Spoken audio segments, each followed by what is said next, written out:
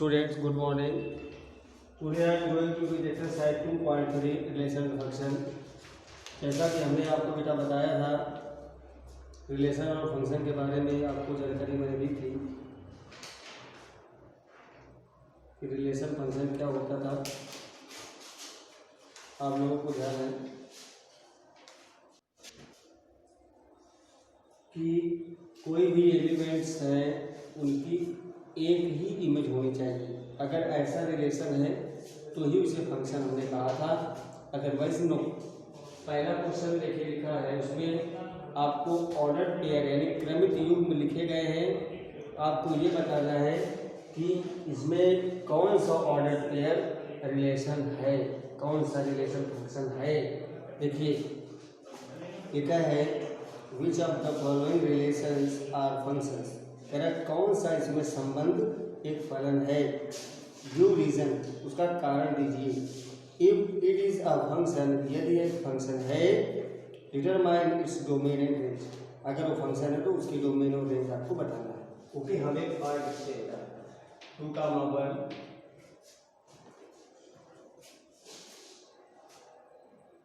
5,1 8,1 11,1 14,1 and 17,1। देखिए आपको ऐसे बताया, हमने ऐसे बताया था, यहाँ तो 1 है, यहाँ क्या है 2 5 8 11 14 17। इनका सबका जो है देखिए एक ही इमेज आ रही है। इफ ओनली वन इमेज आ रही है कि नहीं आ रही, तो this is a function, it is a function. ये फंक्शन है क्योंकि इसकी वन इमेज आ रही है। 2 आर मोर देन 2 एलिमेंट्स की वन इमेज है, और जिन एलिमेंट्स की ये इमेज है वो एलिमेंट डोमेन कहलाएंगे, और इसकी जो रेंज है वो 1 हो जाएगी। ओके, तो डोमेन इसकी क्या हो जाएगी बेटा, डोमेन हो जाएगी 2 5 8 11 14 एंड 17। This is domain. और रेंज हो जाएगी उसकी जो ये इमेज बनेगी, तो रेंज हो जाएगी 1। रेंज क्या हो जाएगी 1 हो जाएगी। बस यही इसका आंसर है, यही कह रहा था क्वेश्चन। ठीक है, हाँ। अब देखिए इसमें आप कह भी सकते हैं नो टू ऑर्डर पेयर्स है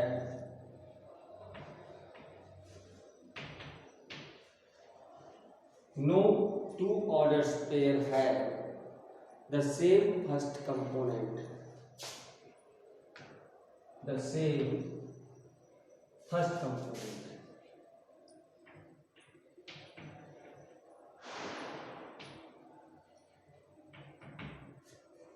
okay, therefore this relation is a function, therefore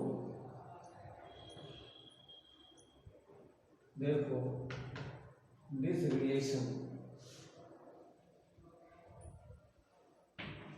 is a function। Okay, समझ गए बात? नहीं समझ?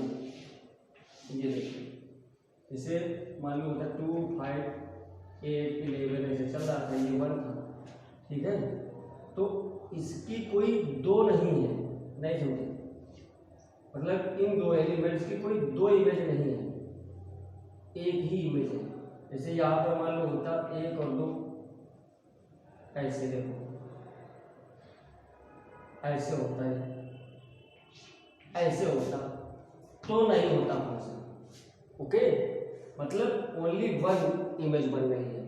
यही मैंने आपको रिलेशन बताया था ना कि जैसे एलिमेंट्स लिखे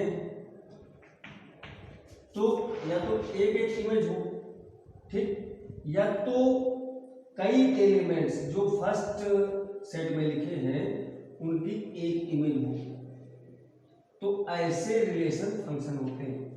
लेकिन किसी भी डोमेन के फर्स्ट एलिमेंट, कोई भी एलिमेंट हो, उसकी एक से अधिक इमेज नहीं हो सकती। ओके, तो उसकी एक से अधिक इमेज नहीं हो सकती। मैंने सन और फादर से आपको समझाया था कि एक बच्चे के दो बाप नहीं हो सकते। अगर ऐसा होगा तो फंक्शन नहीं। ठीक है, कई बच्चों के एक पापा हो सकते हैं, ठीक है, लेकिन कई पापा का एक बच्चा नहीं हो सकता। इसको समझ लीजिए, मैंने आपको समझाया था।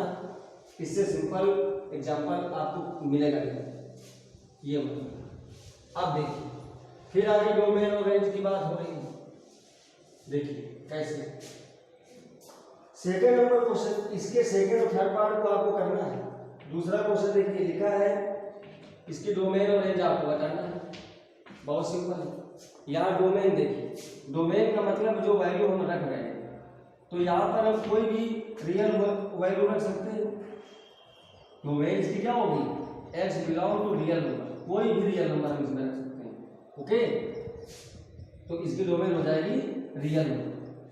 और जो भाई कोई भी नंबर इसमें रखते हैं, लेकिन रेंज क्या होती है, रियल नंबर रखने के बाद हम ये देखेंगे कि इसकी वैल्यू कैसी है। समझ गए, वही रेंज होगी। तो भाई वैल्यू कैसी होगी, वैल्यू होगी जैसे मान लो हम 0 रख दें तो 0 आ जाएगी। ठीक है, अब इसके अलावा हम कोई भी एक्स की जगह पर वैल्यू रखेंगे वो हमेशा 0 से छोटी ही आएगी। यानी अगर रेंज हम y रेट कर लेते हैं तो less than or equal to 0 होगी रेंज। रेंज क्या होगी, less than or equal to 0। इसकी जो वैल्यू निकल के आएगी कोई भी रियल वैल्यू रखने के बाद, तो या तो वो 0 होगी या तो 0 से कम होगी, क्योंकि आगे क्या लगा है माइनस, तो ये रेंज हो जाएगी और रेंज का डोमेन हो जाएगा। ओके बेटा, रेंज और डोमेन आप समझ गए।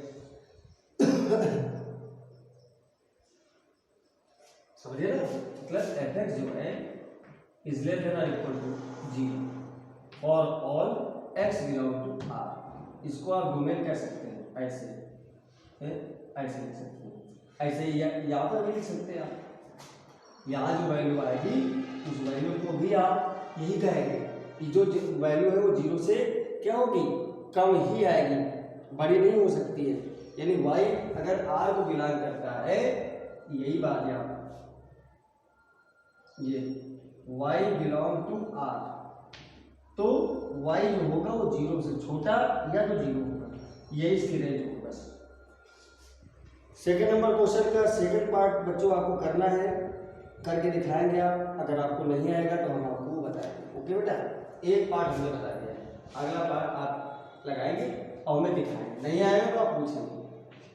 तीसरे क्वेश्चन का आप एक पार्ट देखिए। देखिए इसमें फंक्शन गिवन है और इस फंक्शन में जो वैल्यू है उस वैल्यू को रख के हमें बताना है कि इस फंक्शन की क्या वैल्यू होगी। जैसे लिखा है f0, तो हम जहाँ पर x लिखा है वहाँ पर क्या रख देंगे 0, तो आ जाएगा -5। यानी f0 पर फंक्शन की वैल्यू कितनी आ गई, -5 आ गई। ठीक, ऐसे ही f7 पर निकालेंगे और f-3 पर निकाल लेंगे। ओके बेटा, 4 नंबर क्वेश्चन में देखिए, इसमें भी 2 पार्ट है, वो भी आपको करने हैं। अब 4th नंबर में फिर एक रिलेशन दिया गया है टेम्परेचर और फारेनहाइट का, 9C/5 + 32। इसमें भी देखिए निकल रहा है। फर्स्ट पार्ट बेटा जैसे है, कह रहा है t 0, सेकेंड पार्ट कह रहा है t -10। ऐसे कई पार्ट्स लिखे, तो उनमें आपको ये रखना है। ठीक है, इसमें जो लिखा है function t math inter temperature in Celsius into, जो t वाला है ये सेल्सियस का टेम्परेचर है, ध्यान रखिएगा, into temperature in degree Fahrenheit is defined by TC। This is Fahrenheit and this is Celsius. जैसा वो कह रहा है बस वैसा ही काम करेंगे। अब कह रहा है कि T0 निकालना है। T0 का मतलब क्या है, फारेनहाइट पैमाने पर 0 डिग्री की वैल्यू कितनी होगी, तो हमें C क्या रखना पड़ेगा, 0 रखना पड़ेगा। इसमें क्या रखना पड़ेगा, C हमें 0 रखना पड़ेगा इसमें। तो क्या आ जाएगा वैल्यू इसमें पुट कर दीजिए। तो T0 जो आएगा भाई रखो, तो 9 × 0/5 + 32 क्या आ गया, ये तो 0 हो गया। यानी T0 पर फ़ारेनहाइट पर अगर 0 डिग्री है टेम्परेचर तो सेल्सियस पर कितना हो जाएगा 32। या सेकेंड पार्ट रखते हैं, -10 अपनी बार रख लो इसमें, तो 9 × -10/5 + 32 5 × 5 5 × 10 -18 और +32 कितना आ गया भाई 14 डिग्री आ जाएगा। अगर फ़ारेनहाइट पर -10 डिग्री है तो सेल्सियस पर कितना टेम्परेचर चला जाएगा 14 डिग्री चला जाएगा। ठीक, जैसा कि आपने पढ़ा है। आगे इसके 3 पार्ट और है, वो आपको करना है बेटा, ऐसे ही वैल्यूज में पुट कर लेना। Okay, and last question is, उसमें भी डोमेन रेंज निकालना है। Find the range of each of the following, इसमें रेंज फाइंड करना है। फाइंड द रेंज, लिखा है fx = 2 - 3x और x belong to real number, x is greater than 0। समझिए, जो वैल्यू रखेंगे वो वैल्यू होती है डोमेन, और जो वैल्यू हम निकालेंगे वही वैल्यू रेंज होगी। आप ध्यान से उसको समझ लीजिए। तो अब इसमें वैल्यू रखेंगे, अब ये कह रहा है कि x रियल नंबर को बिलोंग कर रहा है, तो अगर हम इस फंक्शन को मान लीजिए हम y लेट कर लें, समझ रहे हैं, तो y = क्या लिखा है 2 - 3x। अब हम x में वैल्यू रखना शुरू करेंगे तो क्या आ जाएगा, यहाँ से x की वैल्यू निकाल लें तो 3x 2 - y x = हो जाएगा 2 - y 5। ठीक, अब हम इसमें वैल्यू रखना शुरू करेंगे। देखो ठीक है, इक्वेशन समझ लो। अब इसमें जब हम वैल्यू रखेंगे तो हमें x और y का रिलेशन मालूम होना शुरू हो जाएगा। अब हम वैल्यू क्या रखेंगे, x की वैल्यू 0 से बड़ी रख रहे हैं, तो जब हम x की वैल्यू 0 से बड़ी रखेंगे तो क्या होगा, क्या होगा x इज ग्रेटर देन 0। ठीक है, तो जब 0 से बड़ी रखेंगे हम तो y की वैल्यू कैसे निकलेगी, मान लो यहाँ पर हम 1 रख दें तो 3 × 1 = 3, लेट कर लो। 0 से बड़ा कह रहा है वही रखना है, मान लो यहाँ 1 रख लो, तो देखिए क्या आएगा, अभी खुद ही बता दोगे आप। 3 × 1 = 3 = 2 - 1, तो y = हो गया -1, तो y की वैल्यू 0 से कम आएगी। अगर हम x की वैल्यू 0 से बड़ी रख देंगे इसमें तो y की वैल्यू 0 से कम ही आएगी। समझ गए, तो हमारी रेंज क्या बन जाएगी, समझ गए नहीं बात ये। तो जो रेंज बनेगी वो रेंज बनेगी y, इसी में लिख देंगे y is such that y belong to real number, तो y जो रेंज होगी वो 0 से छोटी हो जाएगी। समझ गए नहीं समझ, यही रेंज आ जाएगी इसकी। ये तो मैंने आपको निकाल के देखो दिखा दिया, आप कोई भी रख लीजिए। अब ये नहीं समझे, हमने y ले लिया, अब इसके बाद जब हमने वैल्यू निकाला x की तो 2 - y पर 3 आ गई। ठीक, और ये क्वेश्चन क्या कह रहा है कि रियल नंबर रखना है आपको जो 0 से बड़ी हो, यानी नेचुरल नंबर रखना है 1 2 3 एंड सो ऑन। तो हमने 1 रख के दिखाया आपको, तो ये y जो है माइनस आ गया, मतलब 0 से कम हो गया। तो जो रेंज हमारी आएगी वो 0 से जितने कम एलिमेंट होंगे वही रेंज हो जाएगी। तो हम क्या कहेंगे, y such that y belong to real number whereas y is greater than 0। ऐसे बेटा ये क्वेश्चन नंबर 5 हम करेंगे, और कोई भी प्रॉब्लम होगी तो आप हमें बताएं। बेटा थैंक यू।